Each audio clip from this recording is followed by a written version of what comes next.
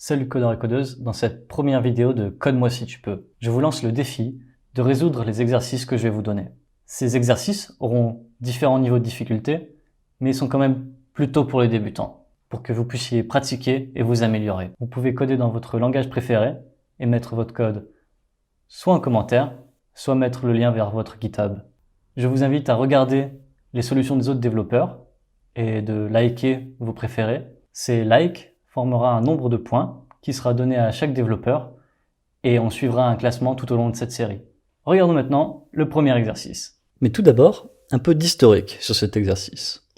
Il est inspiré d'un article qui a été publié par un développeur expérimenté qui faisait passer des entretiens d'embauche à des étudiants qui venaient de finir l'université. Ce recruteur était exaspéré que les jeunes diplômés qui se présentaient en entretien ne savaient pas écrire de code. Du tout. Il leur faisait faire un exercice très basique, le même exercice pour chacun des candidats, et sur 200, 199 ne savaient pas le faire. Je vous mets le lien de l'article dans la description, et voici l'exercice en question. Cet exercice s'appelle FizzBuzz. Il consiste à écrire un programme qui va écrire tous les nombres entre 1 et 100, mais tous les multiples de 3 sont remplacés par le mot fizz, et les multiples de 5 sont remplacés par le mot buzz.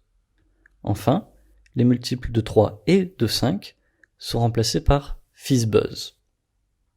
Du coup, on doit avoir un résultat qui ressemble au suivant. 1, 2, fizz. 4, buzz. Ainsi de suite. On va un peu plus loin jusqu'au premier multiple de 3 et de 5, et on a 13, 14, FizzBuzz. Et ainsi de suite jusqu'à 100. Et maintenant, à vos claviers.